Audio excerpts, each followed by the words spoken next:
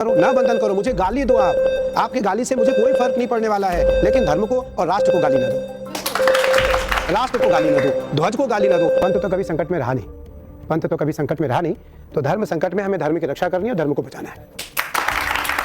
तो ये जो धर्म को बचाना है जब आप कह रहे हैं, और ये कहा जाता है शास्त्र में कि धर्मो रक्षति रक्षतः, अब ये किसकी कितनी रिस्पॉन्सिबिलिटी है? धर्म की कितनी रिस्पॉन्सिबिलिटी है कि वो अपने मानने वालों की रक्षा करे, और मानने वालों की कितनी बड़ी जिम्मेदारी है कि वो धर्म को बचाकर चलें? और धर्म में जब ये कहते हैं कि वो धर्म जो हमेशा परिवर्तन के लिए, सकारात्मक परिवर्तन और सकारात्मक चीजों के लिए खुद को खोल कर रखता है, वही धर्म असल में धर्म है और यही सनातन की विशेषता रही है। तो फिर सैक्रोसेंट जो कहते हैं कि इन चीजों को सैक्रोसेंट रहना चाहिए, इन चीजों को कभी बदलना नहीं चाहिए, वो सैक्रोसेंट क्या खतरे में आती हैं चीजें जब बदलाव के लिए हम दरवाजे खोलते हैं? देखिए, जब हम बदलाव की बात करते हैं तो हमें एक चीज़ों का ध्यान जरूर रखना पड़ता है। हम कितने भी सारे शास्त्र को उठाएं, सारे शास्त्र में एक ही बात आता है कि संसार में सबसे बुद्धिजीवी प्राणी अगर कोई है तो वो मानव है। मानव है, मानव को इस बात का ज्ञान है हमें क्या खाना चाहिए, क्या बोलना चाहिए, किसके साथ कैसा व्यवहार करना चाहिए, किस धर्म को, किस पंथ को, किस परंपरा को किस नीति से, किस दृष्टि से देखनी चाहिए। तो हर धर्म के लिए, हर धर्म के जो धर्मानुरागी हैं उसके लिए अपना धर्म सर्वोपरि है। तो हर धर्म के जो अनुरागी हैं उनके लिए अपना धर्म सर्वोपरि है, लेकिन धर्म तो सिर्फ सनातन है, बाकी सब पंथ हैं। बहुत सारी बातें ऐसी हैं जिनके बीच का फाइन लाइन है, डिमार्केशन का, तारीख रेखा, उसको समझने की जरूरत है। समझने में और ज्यादा मदद के लिए हमारे साथ जो विशिष्ट अतिथि हैं उनकी तरफ भी आपको ले चलता हूं। राहुल देव जी कई महत्वपूर्ण समाचार प्लेटफॉर्म्स में आप जानते हैं वरिष्ठ संपादक के तौर पर आपने उनको देखा है, उनकी टिप्पणियों को देखा है। अवधेश जी को लगातार आप सुनते हैं, पढ़ते हैं स्तंभकार के रूप में, टिप्पणीकार के रूप में, और आप जानते हैं कि विवेक श्रीवास्तव उनका एक अपना नजरिया रहता है। अब वो आप उसको एक थर्ड आई कहेंगे, थर्ड एम्पायर कहेंगे, ये क्या कहेंगे वो आप फैसला कीजिएगा। समीर झवगावकर साहब ये वरिष्ठ पत्रकार हैं और मुद्दों को थ्रेडबेयर समझने में हमारी मदद करेंगे। अभी तक जो बातें कही गई, अब मैं आपकी दाईं तरफ जरा आता हूं। राहुल जी, आपने ये सुना कि धर्म तो एक ही है, वो है सनातन, बाकी सब पंथ है, और ये भी आपने देखा कि संकट तो यही है कि किस तरीके से धर्म की रक्षा करते हुए हमको आगे बढ़ना है। ये धर्मो रक्षति रक्षतः, धर्म कितना और मानने वाले उसकी रक्षा करने के लिए कितने, इसको समझाएंगे आप? देखिए, बहुत बड़ा और जटिल विषय है, और आजकल धर्म शब्द का, सनातन शब्द का, हिंदू शब्द का, इनकी जो व्याख्याएं और निर्वचन हो रहे हैं और जो आख्यान बनाए जा रहे हैं वो मेरे लिए बहुत धर्म संकट में डालने वाले हैं, क्योंकि मेरी समझ से, मैं छोटा मोटा विद्यार्थी हूँ धर्म का, ये धर्म नहीं है और न वो सनातन है जिनकी बातें आजकल की जा रही है। सनातन तो संकट कैसे हो सकता है? जो सनातन है वो सार्वभौमिक है और सार्वकालिक है, वो अनित्य है, नित्य है वो। तो जो इस सृष्टि का मूल कारण है, जिसके कारण यह सृष्टि चल रही है, वो संकट पे कैसे हो सकता है? पहली बात। और सनातन कहते किसको है? हमारे शास्त्रों में ही सनातन किस रूप में इस्तेमाल किया गया है, पहले इसको भी देखना पड़ेगा। ये जो आप कह रहे हैं कि सनातन को संकट नहीं हो सकता, जो तो शुरू से है और आखिर तक रहने वाला है, जो सार्वभौमिक है, उसको संकट कैसे होगा?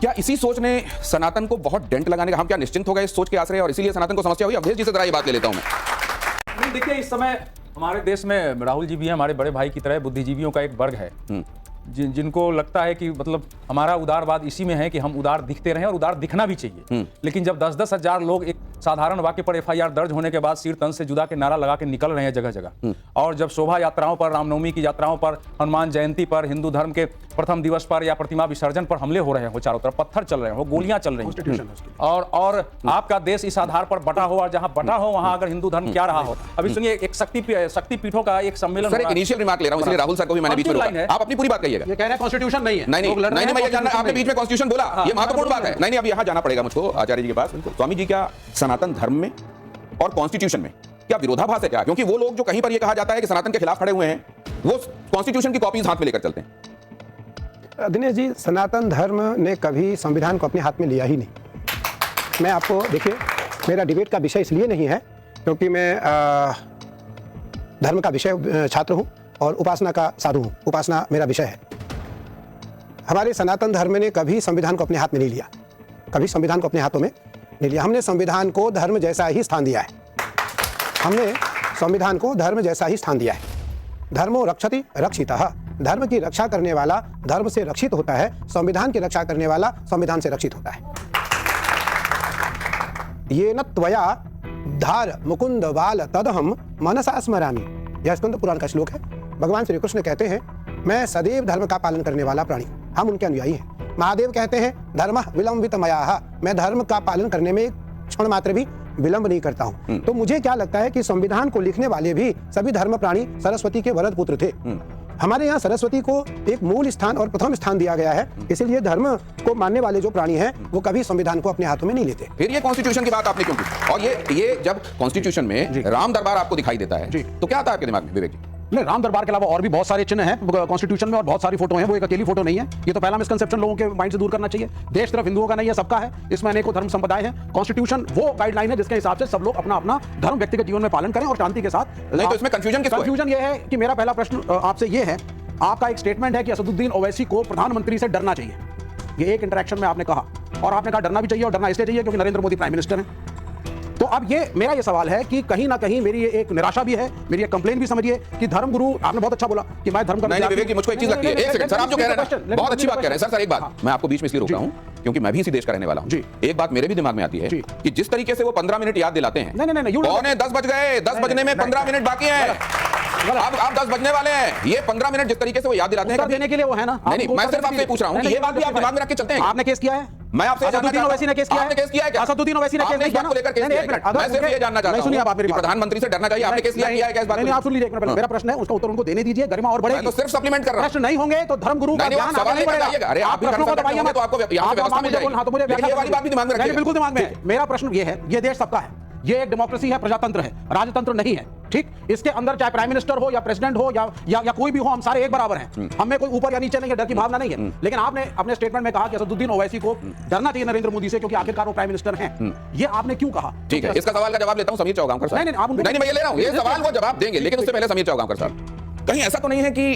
अगर इन टोटलिटी 360 डिग्री किसी चीज को देखना शुरू किया जाता है तो असल में वो अन्याय हो जाता है? अगर आप किसी एक खास नजरिए से ही चीजों को देखते रहें तो वही सही है, इसीलिए डरना चाहिए वाली बात पर फोकस जरूर है, लेकिन 15 मिनट वाली बात पर फोकस नहीं है, जानना चाहता हूं। बिल्कुल बिल्कुल बिल्कुल। देखिए विवेक जी कह रहे हैं देश सबका है, ये देश उन सबका है जो इस देश के जंगल जमीन जानवर को अपना मानते हो, इस देश की मातृभूमि से प्यार करते हो और इस देश की सफलता की कामना करते हो। जो लोग इस देश में रहते हैं और इस देश के खिलाफ साजिश करते हैं या जो साजिश करता जो बाहर से आक्रमणकारी आते हैं उनका सहयोग करते हैं, मुझे लग रहा है उन्हें अपना देश कहने का हक नहीं है। तो ओवैसी तरीके के लोग जिस तरीके की भाषा का इस्तेमाल करते हैं, जिस तरीके से वो बताने की कोशिश करते हैं कि हिंदू धर्म के खिलाफ, और अभी तो उन्होंने हैदराबाद में बयान दिया था कि रजाकार सेना का बनाने का वक्त आ गया है, 15 मिनट की वो बात करते हैं, जिस तरीके से ओवैसी देश के मुसलमानों को भड़काने का काम कर रहे हैं और अभी जिस तरीके से लगातार, मैं चाहूंगा जरा, क्योंकि ओवैसी प्रसंग छिड़ा है तो ओवैसी वाली एक बाइट जरूर तैयार रखिएगा, लेकिन मैं आपके पास ये समझने के लिए आना चाह रहा हूं कि सनातन जो अनादि अनंत जिसको कहा जाता है वो संकट में कैसे आ सकता है? दिनेश जी, वो संकट में मुझे जो लगता है, अगर हम धर्म और परंपरा को देखें तो हमें ऐसा प्रतीत होता है कि सबसे पहले तो वो मेरे द्वारा ही संकट में आया। जो धर्म परिवर्तन है, हमारे कृष्ण, मैं यह बात इसलिए कह रहा हूँ, हमारे कृष्ण, भगवान श्री कृष्ण ने कहा स्वधर्मे निधनम श्रेयः परधर्मो भयावह। कृष्ण का वाक्य, मेरा नहीं, कृष्ण का वाक्य। भगवान कृष्ण ने कहा स्वधर्म, उसमें कृष्ण ने ये नहीं कहा कि केवल अपने धर्म सनातन धर्म का पालन करो, जो जिस धर्म का है वो उस धर्म का पालन करें। स्वधर्मे निधनम श्रेयः परधर्मो भयावह। लेकिन आज लगभग पूरी दुनिया में भ्रमण करने का अवसर हम लोगों को मिलता है, आचार्य पद पर होने के नाते। जो जिस प्रकार से आज परिवर्तन किया जा रहा है छोटे परिवारों को और बुद्धिजीवी परिवारों को मोटिवेशन करके, मुझे लगता है उसके कारण धर्म संकट में है। तो क्या आपको ये लगता है कि इसके लिए वही व्यवस्थाएं जिम्मेदार हैं? जैसा आपने कहा कि उसके लिए पहले मैं जिम्मेदार हूं, क्या वो व्यवस्थाएं जिम्मेदार हैं जिनको हमने अंगीकार किया, जिसमें कुछ लोगों को आज ये लग रहा है कि उनको हेय रखा गया, हीन रखा गया, कहीं ज्यादा सम्मान और इज्जत उनको कहीं और जाने पर मिल सकती है और इसीलिए ये धर्मांतरण वाली बात हो रही? मैं इसी का जो दूसरी पंक्ति है श्लोक का, निधनम श्रेयः परधर्मो भयावह। दूसरे धर्म में जाने से यश मिलने के बाद भी भय रहेगा। जिस प्रकार कोई कवच पहनता है या ब्लड प्रूफ जैकेट पहन ले, तो ब्लड प्रूफ जैकेट पहन के वो कितने देर रह सकता है, उसको उतारना पड़ेगा। जिस दिन वो उतारेगा, जिस समय उतारेगा, उस समय उसे गोली का भय होगा। इसलिए जैकेट हमारे पास धर्म का हो। अब ये बताइए कि ये जब आपने कहा कि डरना चाहिए, आपका मंतव्य क्या था? क्या ओवैसी को डरना चाहिए? बिल्कुल विवेक जी, मैं आज पहली बार आपसे मिला, मैंने बहुत सुना आपके बारे में, देखा भी, अच्छा है, खूब प्रखर वक्ता है आप, सनातन के विरुद्ध में खूब अच्छी तरीके से बात कर लेते हैं आप, अच्छी तरीके से बात कर लेते हैं आप, खूब अच्छे फॉलोअर्स हैं आपके, खूब आपको फॉलो करते हैं। मैं एक बार जरूर की बात को कहना चाहूँगा कि उस दिन आप कहाँ थे जिस दिन ओबीसी ने योगी जी को मदारी कहा था। योगी जी को मदारी कहा था, इन्हें कपड़े पहनने का अकल नहीं है। आप देखने में क्या पहन के आया हूँ?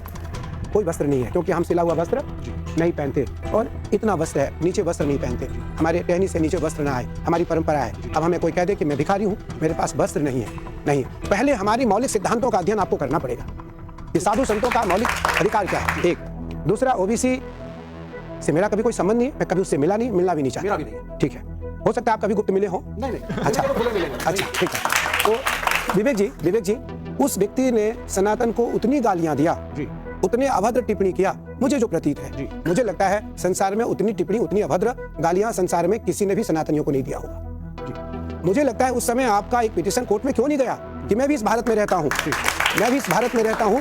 आपको भारत के लिए, देखिए भारत तो सबका है, तिरंगा के नीचे हमें झुकना है, धर्म सबका, पंथ सबका अलग अलग हो, झंडा तो हमारी एक है, हमें उस झंडे के नीचे सबको झुकना है। यहाँ जितनी ये श्रेष्ठ हमारी जनता बैठी हुई है, आप 4 के 4 सरस्वती भरत पुत्र बैठे हुए हैं, मैं धर्म के रूप में यहाँ आचार्य पद पर स्थापित एक आचार्य बैठा हूँ, ये देवर्षि नारद के रूप में मैं फिर आपको देखो, ये तालियां बजी, तालियां कभी नारद मुनि होता है, नहीं, वो जब देवर्षि नारद कह रहे हैं वो भी नारद मुनि ही कह रहे थे। मैं आपको नारद जी की बात बता रहा हूँ। यहाँ जितनी आज हमारी माताएं बहनें, हमारी छोटी छोटी बहनें, हमारे बुजुर्ग बैठे हैं, विद्वान बैठे हैं, आप चारों, नारद का मैं एक शाब्दिक अर्थ इसलिए यहाँ बता देना चाहता हूँ कि नारद का जो भ्रम है वो दूर हो।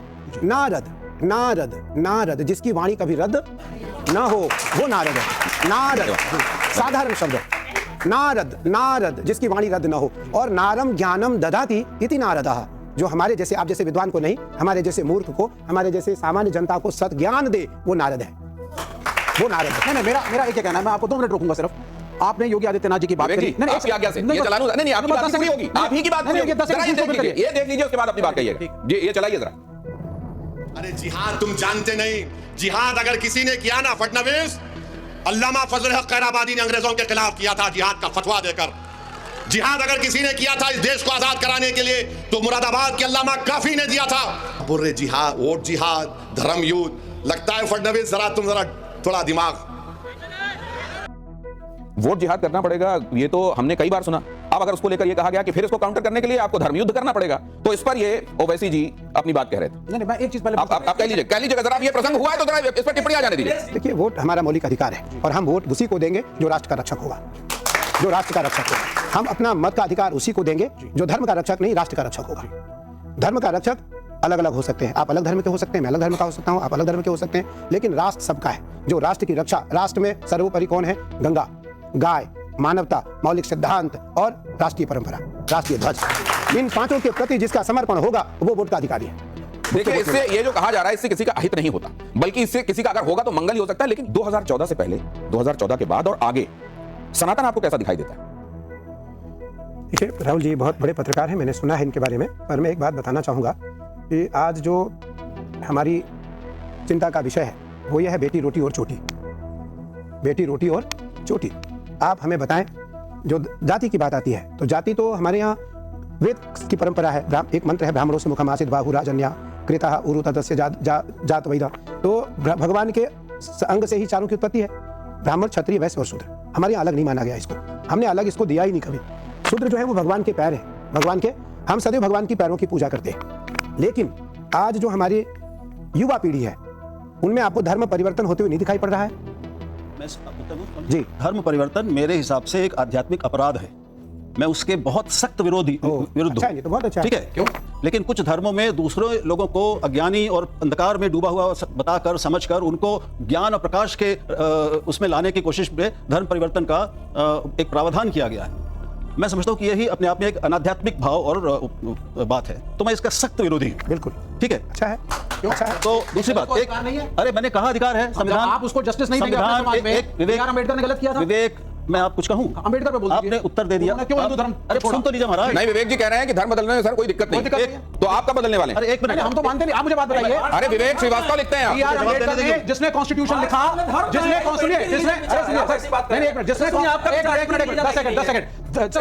राहुल जी के लिए लूंगा 10 सेकंड। अम्बेडकर ने हिंदू धर्म त्यागा, बौद्ध धर्म अपनाया, क्योंकि उनका कहना था कि दलितों को इस धर्म के अंदर जस्टिस नहीं मिलेगा।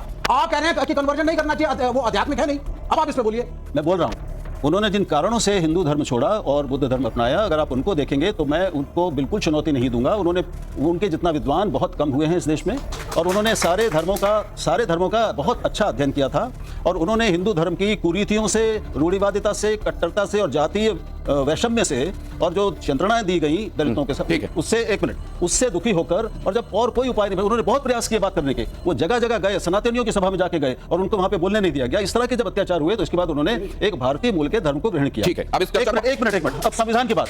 संविधान हमारा सभी धर्मों को अपने प्रचार और प्रसार की अनुमति देता है, धर्म परिवर्तन की अनुमति हमारे संविधान में नहीं है।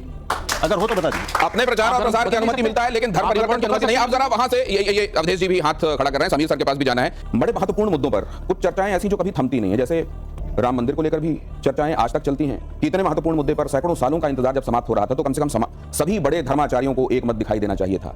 370 को लेकर अभी तक बात थमी नहीं है। 370 को पुनर्जीवित करने की बातें होती हैं, उधर से कहा जाता है कि अब तो ये जमीन के अंदर चला गया, अभी कभी आएगा नहीं।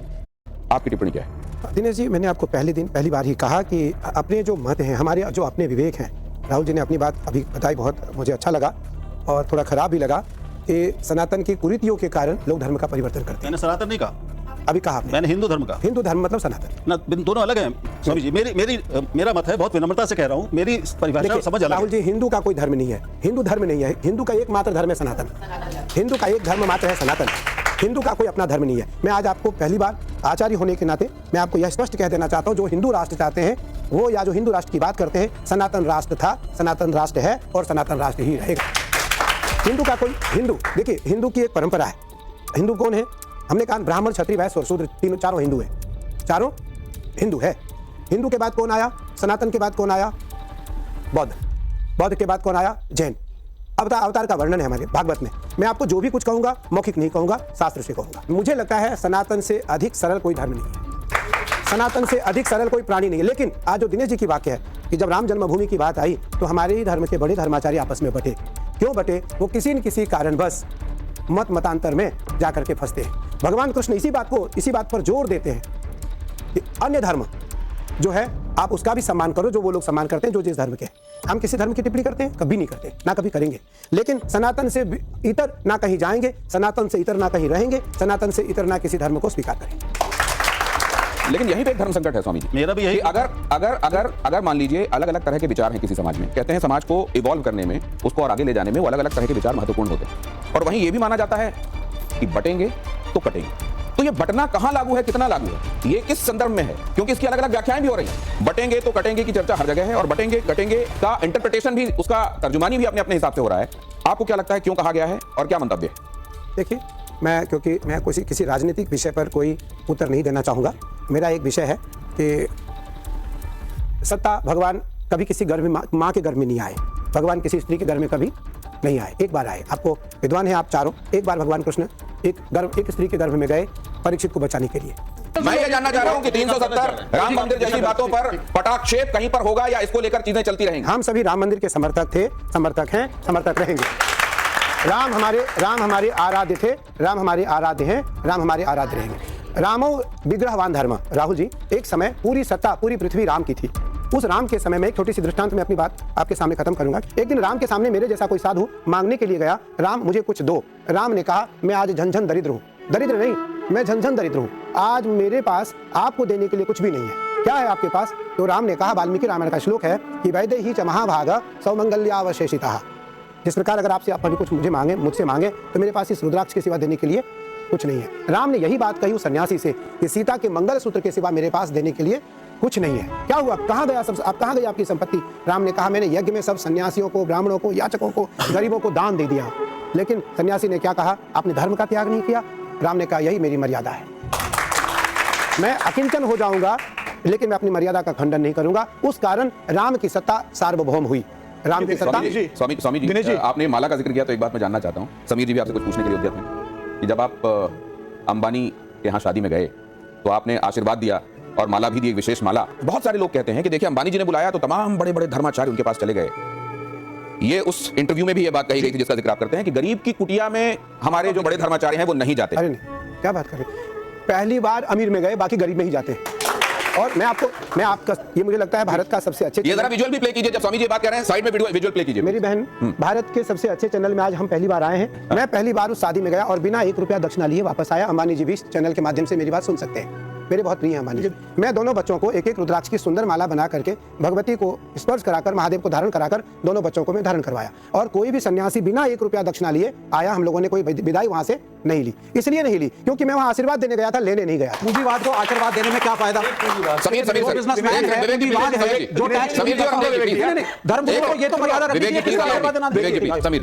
विवेक जी जैसे लोग बार बार हिंदू धर्म पे आक्रमण करते रहते हैं, उससे प्रश्न उठाते रहते हैं, प्रश्न उठा रहे हैं क्योंकि हिंदू धर्म बहुत सहज सरल है और बहुत धैर्यवान है, बहुत पैशन से। ये उस धर्म पे प्रश्न नहीं उठाएंगे जहाँ कहते हैं शर्त तन से जुदा, जहाँ नारायण की बात वहां बात नहीं करेंगे। नहीं, ये बात मुझे समझ नहीं आती कि सबको एक दूसरे के लिए समान भाव से उसकी भावनाओं को लेकर सेंसिटिव क्यों नहीं होना चाहिए।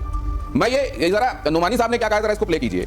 ये जो आप एक तरफा ये जो सेलेक्टिव है कि एक तरफ से तो उदात्त और बड़ा उदार हिसाब किताब रहे और दूसरी तरफ से संकीर्ण सोच चलती चली जाए और उसको गले लगाते रहे लोग, ये क्यों होना चाहिए? जरा देखिए यहाँ क्या कहा जा रहा है। मुझे मालूम है लोकसभा के इलेक्शन में आपके कुछ लोगों ने बीजेपी का साथ दिया था। ऐसे लोगों का हुक्का पानी बंद होना चाहिए, ऐसे लोगों का सोशल बाइकआउट होना चाहिए। मस्जिदों पर बुलडोजर चलाने वालों का तुम साथ दे रहे हो। कह दो कि हमारा नाम अब मुसलमानों का नाम नहीं है, हम आज से घनश्याम दास है। तो अगर किसी मुसलमान ने भारतीय जनता पार्टी को वोट दे दिया तो उसका हुक्का पानी बंद होना चाहिए, इसको क्या कहा जाना चाहिए? घटना का जिक्र करता हूं, कैसे वोट जिहाद की बात करते हैं। अभी लोकसभा चुनाव हुआ था 2024 का, दुलेख सीट है लोकसभा की। 5 विधानसभा के अंदर भारतीय जनता पार्टी के उम्मीदवार 1,95,000 वोटों से आगे चल रहे थे और उसके अंदर एक विधानसभा आती है मालेगांव सेंट्रल, उसी एक सीट पर 1,96,000 वोट एक तरफा कांग्रेस को चले गए। ये वोट जिहाद है और भारतीय जनता पार्टी का उम्मीदवार 3.5 वोटों से हार गया। नहीं, ये तो उससे भी व्यापक है, ये तो उससे भी व्यापक है कि अमुक पार्टी को अगर वोट दे दिया तो इनका सोशल नहीं है। एक सेकंड, आप जब राम मंदिर पे वोट मांगते हैं तब वो वोट जिहाद नहीं। वो देखिए ऑडियंस क्या कह रही है। विवेक जी, आप हिंदू धर्म के सबसे बड़े दुश्मन है, ये कह दिया नहीं, लेकिन मुझको इधर चर्चा में आने दीजिए। ये बात कही गई कि अगर किसी पार्टी को आप वोट देंगे, ये लोकतंत्र है, यहाँ आप अपने विवेक से फैसला लेते हैं। विवेक जी वाले विवेक से नहीं, अपने विवेक से फैसला लेते हैं। वैसे में ये कहा जाना कि हुक्का पानी बंद होना चाहिए और वो तो अपना नाम घनश्याम दास रख लें, इसको कैसे देखते हैं? मेरा एक केवल ये कहना है कि हमने कहा था 5 की रक्षा करने वाला राष्ट्र में वोट का अधिकारी है। वो कोई भी हो सकता है, वो कोई भी हो सकता है। जो इन 5 की रक्षा करेगा, संपूर्ण वोट का अधिकार उसे है। नहीं तो भैया आप भारत में रहने का अधिकारी नहीं हो। जो राष्ट्र को नहीं माने, ध्वज को नहीं माने, ध्वज को ना माने, मैं तो कहता नहीं मंदिर में आओ नमस्कार करो, मैं कभी नहीं कहता मेरा मुझे न बंधन करो, ना बंधन करो, मुझे गाली दो आप, आपके गाली से मुझे कोई फर्क नहीं पड़ने वाला है, लेकिन धर्म को और राष्ट्र को गाली ना दो, राष्ट्र को गाली न दो, ध्वज को गाली न दो। मेरे ऐसे ऐसे भी बयान सुने हैं कि मैं राष्ट्र के ध्वज के सामने नहीं झुकूंगा। फिर मैं अभी 5 दिन पहले लगभग 4 देशों का भ्रमण करके आया राहुल जी, और चारों देशों के राष्ट्राध्यक्षों से मिला। चारों के चारों मुस्लिम थे, चारों के चारों राष्ट्राध्यक्ष मुस्लिम थे। मैं उनसे मिलने गया कुंभ को लेकर के आमंत्रण देने। चारों ने क्या कहा, स्वामी जी मैं मुस्लिम हूं, मुझे आने से कोई आपत्ति तो नहीं है। हमने कहा आप मुझे अंदर से बताओ क्या चाहते हो। बोले मैं मानता हूं आपको। चारों की बात है, चारों का वाक्य है और चारों उस देश के मालिक हैं। चारों ने कहा मैं आपको मानता हूं। क्यों मानते हो आप? बोले संसार में मैंने पहला एक साधु देखा है जो 35 वर्षों से महादेव के एक आसन से 22 घंटे साधना करता है। ये जरूर आपको देखना चाहिए। इसके करोड़ों करोड़ लोग इसको देख चुके हैं और उस आसन में लगातार बैठे हुए महादेव का लगातार अभिषेक करते हुए स्वामी जी को जब लोग देखते हैं तो आश्चर्यचकित भी होते हैं। और उसके बाद जब स्वामी जी उठते हैं, क्योंकि इतनी देर तक लगातार बैठे रहने की वजह से पैर में आप जानते हैं राहुल कि जी ये वीडियो है, ये देखिए जरा, और ये 35 वर्षों से इस जीवन का है, इस जीवन का। देखिए ये मेरी आस्था है, इस पे आप कोई, हाँ ये मेरा विषय है और मैं महादेव, देखिए मेरा जन्म डिबेट के लिए नहीं हुआ, फिर मैं बता रहा हूँ मेरा जीवन तो इसके लिए हुआ है। लेकिन अच्छा है मुझे आज यहाँ आना हुआ और आपसे मिलना हुआ। मुझे इन चारों राष्ट्राध्यक्षों ने अभी कहा, चारों देशों के मालिक ने कि स्वामी जी मैं मुस्लिम से हूँ, आपको मानता हूँ। क्यों मानते हो आप? हम वहाँ 4 लोग थे, एक मैं, एक उस देश का वो मालिक और एक मेरा शिष्य, हम 4 लोग थे। चारों के बीच में चारों ने कहा कि स्वामी जी हम आपको मानते हैं। क्यों मानते हो आप? बोले आपके आने से हमारा देश का कल्याण हो सकता है, हमारा देश आबाद हो सकता है। स्वामी जी इस समय मतलब पूजा पाठ तो ध्यान करते ही हैं, लेकिन इस समय जो संकट है ये लोग तो मानेंगे नहीं। इस समय सीधा संकट है कि इस्लाम ईसाइयत में नहीं है, कि इस्लाम एक ऐसा मजहब है जो विस्तारवाद में विश्वास कर रहा है। भारत के कट्टरपंथी मुसलमानों में, नॉर्मल मुसलमान दाल रोटी में रहता है, उन्होंने देश में एक वातावरण पैदा किया है जो आजादी के पहले था कि कांग्रेस हिंदुओं की पार्टी है, अगर हम रह गए यहाँ तो हिंदू हो, वही ठीक इस समय बीजेपी के बारे में हो रही है। और हम लिबरलिज्म में, ये Sajjad Nomani all India personal law board के ये प्रवक्ता है और ये भाषा बोल रहे हैं कि जो भी बीजेपी को वोट दे हुक्का पानी उसका बंद करो, किसी को अधिकार है। लेकिन अगर वोट को मजहब का विषय बना दिया जाता है, अभी मुंबई में एक बैठक हमने देखी है कि वहां इमाम है, इमाम साहब बैठे हुए हैं, मौलवी साहब, मुल्ला साहब, वहां शिवसेना के एक नेता उद्धव ठाकरे के हैं और वो बोल रहे हैं कि हमने पिछले चुनाव में हर इमाम ने मस्जिदों से फतवा जारी किया और इस चुनाव में भी हम जारी कर रहे हैं। ये बाज़ाब्ता चारों तरफ चल रहा है। अब ये जो स्थिति देश में बना दी गई है, चाहे आपकी शोभा यात्राओं पर हमले होते हैं, गोली मार दिया ऊपर और नीचे आपका झंडा, ये रिएक्शन है, सुनिए ये रिएक्शन है। बीच में बहुत बोलते हैं, आप बहुत बोल रहे थे, नहीं होता है। पूरा डिबेट को हाईजैक करेंगे, आप अपना स्टेटमेंट थोड़ी ना बोलेंगे। You are raising a question on the minority। आप मुसलमानों पे फिंगर उठा रहे हैं क्योंकि वो आसान बनता है।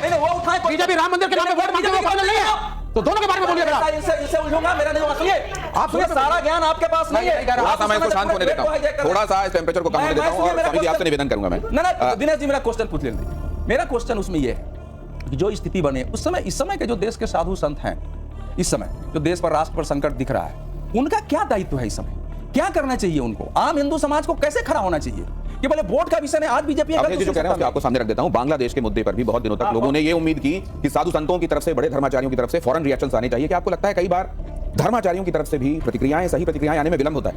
बांग्लादेश इत्यादि पर जो विपदा आती है उसमें हम इसलिए वहाँ जा नहीं सकते, हम मार दिए जाएंगे, हमारी रक्षा नहीं होगी वहाँ। आज हमारे देश में, हमारे वो तो बांग्लादेश है, मैं अपने देश की बात कर रहा हूँ, मैं नाम नहीं लूँगा, हम जब उन जगहों पर जाते हैं तो हमारी वहाँ कोई सुरक्षा की जिम्मेदारी नहीं लेता है, कोई नहीं लेता है, ना हमें वो कोई गार्ड देते हैं, ना हमें वो किसी प्रकार की कोई वहाँ सुविधा देते हैं। और हमें मालूम है कि वहाँ मारने के बाद भी वहाँ FIR भी नहीं लिखा जाएगा, FIR भी दर्ज नहीं होगा। वो तो बांग्लादेश है, मैं भी जाने वाला था बांग्लादेश, मुझे परमिशन नहीं दिया, अभी 2 वर्ष पहले वहाँ एक कार्यक्रम था, उसमें जाना था मुझे। आज धर्म इसलिए संकट में है, इसलिए यह मुझे लगता है इस देश का सबसे बड़ा धर्म संकट का जो डिबेट दिनेश जी ने शुरू किया, ये उसी को लेकर के किया कि धर्म संकट में है, धर्म संकट में। और आपकी बात की पुनरावृत्ति हो रही है कि धर्म संकट में इसलिए है कि सामान्य और असामान्य दोनों में परिवर्तन आ रहा है, दोनों को विवेकशील तरीके से परिवर्तन किया जा रहा है। जब क्योंकि बहुआयात संख्या देश में किसकी थी? हिंदुओं की थी। बहुआयात लोग किसके थे? हिंदुओं के थे। आज अल्पसंख्यक कौन होने जा रहा है? हिंदू। और आज आने वाले 10 वर्षों में, 20 वर्षों में आप जरूर देखिएगा कि हिंदू अल्पसंख्यक हो जाएगा।